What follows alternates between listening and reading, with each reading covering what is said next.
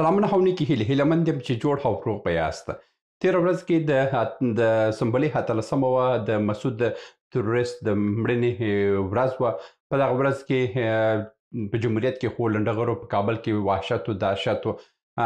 هغه ناخوالې وه چې ټول کابلیان ترې تر پزې راغلي وه. مګر اوس دغه لنډغرزم چې کله هم طالبان راغلي دي د لنډغران د افغانستان څخه تښتېدلي دي، خو بیا هم دغه لنډغري په امریکا او په اروپایي هیوادونو کې شروع کړې ده. تېره ورځ کې دغه لنډغرو تېره شپه په امریکا کې دوی کاروانونه جوړ کړي ول، لکه څنګه چې په کابل کې همدغسې لنډغري کوله، په امریکا کې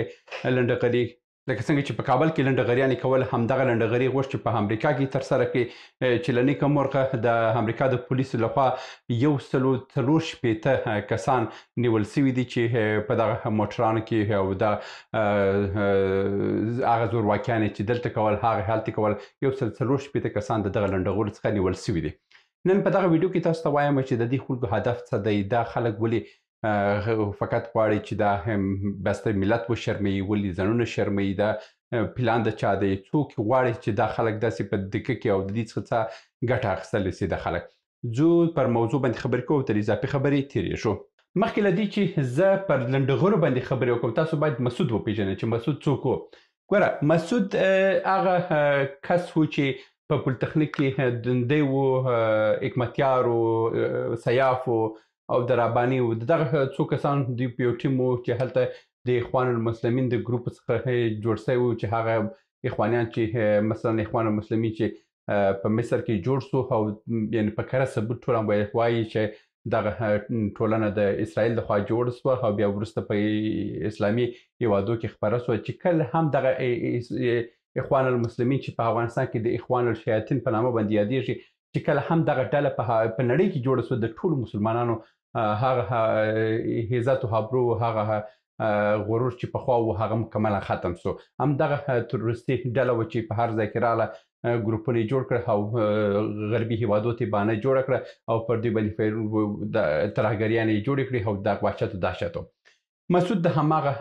د تروریستانو د ډلې څخه، د هغه اشرارو د تروریستانو د ډلې څخه یو تروریست و. دا کس چې تاسو یې کارنامه یې راواخلئ، د هغه ورځ څخه تر اخر ورځې دی د یوې ستنې د آبادي نشان نه لري چې په افغانستان کې د یو ورځ کې ویلو چې یار ما دغه ځای جوړ کړی دی او دغه ځای ما افتتاح کړی دی او دا ښېګڼه ما په افغانستان کړې. د دې وظیفه څه وه چې په لومړي ځل پلچه کې دی وپاروئ، په لومړي ځل مکتب یې کلکاني اور واچوئ، مګر ده ورته انفجار ورکړی. دا په لومړي ځل باندې په افغانستان کې د مکتب چپه کول،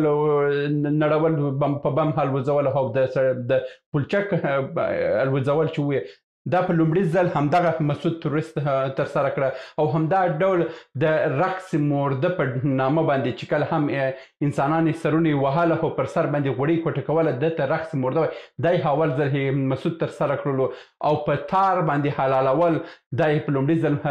همدغه مسعود ترسره کړلو. دا کومې ناخوالې، کوم وحشتونه چې ده کړي دي، دا تاسو کولی شئ چې په هر ځای کې دا ولولئ. بل چې دی کله هم حکومت ته ورسېدی او د دفاع وزارت ترلاسه سو، همدغه کس و چې رباني د پښتنو سره رباني ده واچوئ، د ازارګانو سره د رباني اړیکې ده خرابې کړي، د ازبکانو سره اړیکې ده خرابې کړي. ده ویل چې میم زرما ټول زمال. هماغه و چې دوی دولت د دوی څخه ولاړې او طالبان راغله، د دوی ریښه یې ورکه کړه. بیا چې جمهوریت راغی، په جمهوریت کې هم د دغه تروریست کورنۍ وه چې میم زرما ټول زما، همدغه چغې والې، دا دی انفجارونه هم دوی کوله، ترورونه هم دوی کوله، وحشتونه هم دوی کوله. بیا په همدغه باندې امتیازونه هم اخیستل. یو خیریه بنسټ د بنیاد مسعود په نامه د یو تروریستي ځال یې جوړه کړې وه چې ټول استخباراتي کارونه پکښې کېدله، دغه ټول د همدغه کورنۍ د خوا کېدله. اوس دا خلک راغلي دي په جمهوریت کې خپل مرداریان یې درلودل، اوس راغلي په امریکا او په اروپا کې هم داسې سوي دي. په حواله کې د 17مې سنبلې په هکله باندې زه تاسو ته خبره وکړم چې زه حیرانه دغه نیکتایي پوشان ته یم چې دا څه رقم احمق انسانان دي چې دوی د دریشي او نیکتایي سره راغلي ولاړ دي او د یو تروریست تعریف کوي چې دا داسې کارنامه یې درلود. څه کارنامه یې درلود؟ ته بغیر له وژلو، انفجار او انتحار او بدبختي ته یو بل نښې راته وښیئ چې دی وایي چې یاره دی په دغه کې د یو توره درلودله، بل خو هېڅ شی هم نه درلودل. د بل خوا بیا کرزي هم خپل په فیسبوک باندې کې لیکلي چې قهرمان ملي کوم قهرمان چا دته قهرماني ورکړې څه کړي دي خپل په ژوندون کې د څه کړي دي د افغانستان چې په اسیا کې پنځم مقام د نظامي تجهیزاتو په اساس باندې یو وخت درلودل هماغه تجهیزات ټول پر پاکستان باندې د همدغه تروریست په واکمنۍ کې چې کله د دفاع وزیر دغه ټوله وسلې پاکستان ته ور وسپارلې مګر هېڅوک داسې نه ویل ښه اوس په دې باندې خبرې کوو چې د دې تروریست د وژل کېدو تلین هره ورځ کې هر کال لمانځل او د دې وحشت څه پلانونه دي ګوره په راتلونکي څو وخت کې ما تاسو ته به څو ځله هم داسې ویلي دي چې دا مرکزي اسیا هیوادونه چې دا تاجکستان د ازبکستان او د ترکمنستان بل پلان پر تاجکستان باندې چې تاجکستان باندې باید حمله وشي تر تاجکستان کې کورنۍ جګړې شروع کړي او تر تاجکستان داسې کې تر څو د غربي هیوادو په مرکزي اسیا هیوادو ته ورسیږي د دغه دپاره په لومړي ځل کې چې کله جمهوریت راغلو هلته د ستاسو ازبک وروڼو هم اماده کړه چې دا کارو ته شروع وکړي خو هلته دوستم د ازبکستان او ترکمنستان او د قرغیزستان او قزاقستان د هغو خلکو د خوا لږ ته کړ چې ورور ته څه کوي ته داسې اشتباهات کوي سړی بیرته کنټرول کړي او دوی خپل ازبکان ټوله کنټرول کړي چې تاسو په دې کارو کې کار مه لرئ ولاړ خپل مزدوري وکړئ خپل غریبي وکړئ نور سر مه پورته کوئ او که په دولت کې هم هست په صادقانه ډول کار وکړئ نور اضافه کارونه وکړئ ازبک وروڼي کنټرول کړه پاتې شو دلته تاجک پاتې شو تاجک چې پاتې شو هلته د رامانوف چې د تاجکستان ولسمشر یو دیکتاتور او یو بیا کله هغه چې هلته اسلامي ټول کارونه بند کړه او دلته هم دا لنډغرانې سره راپورته کړي دي اوس د یوازینۍ لارې همدغه ده چې تاجکستان ښه لاره ده راتلونکي نږدې ورځ کې په دې کې کورنۍ جګړې شروع کوي تر څو اوس کې موږ ته مرکزي اسیا هیوادو ته موږ پښه خلاص شي او د دې پښه خلاصېدو سره موږ به هر کار وکړو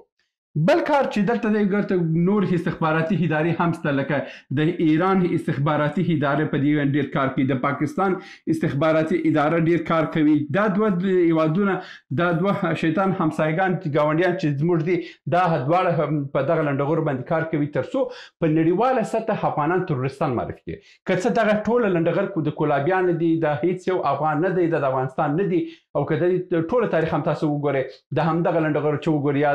د کولاب راغلي یا د سمرقند څخه راغلي د هغه مهاجر خلک دي مګر دلته زموږ هغه باعزته تاجک قوم داسې کړلو بیا به کړلو زه په پنجشیر کې ګوره په پنجشیر کې زما د پانتور کې زما د محصلین صنفی چې ویه اول نمره مو د داسې ویه د پنجشیر و دومره یو باانضاقته دومره یو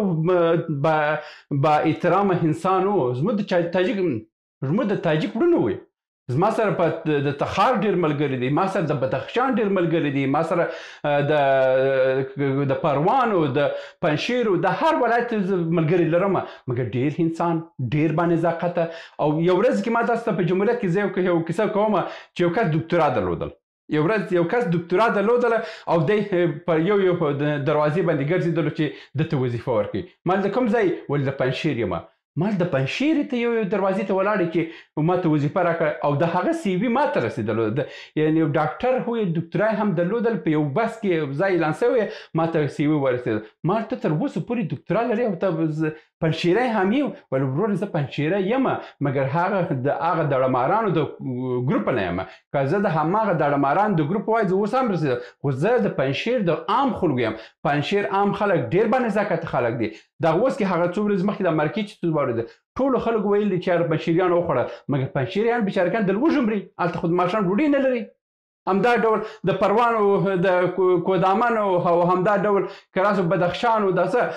عام خلک خو د ماښام ډوډۍ نه لري همدغه لنډغرو وحشیانو او غلو د ملت ټول دارو ندارې لوټ کړه او تښتېدلي اوس غواړي چې بیا په همدغه نوم باندې په غربي هیوادو کې هم د ملت وشرموي پاکستان او ایران همدغه تمې ده تر څو وسې کړی د افغانانو هغه کوم داسې چې یو تاریخي تصویر چې و هغه ټول له منځه یوسي په نړۍ کې هر هیواد ته دا ملت ټول تروریست معرفي کړي او وحشي معرفي کړي او همدغسې لنډغر او بېنزاقته احمق او وحشي معرفي کړي اوس د دغه لنډغرو څخه چې دا اوس په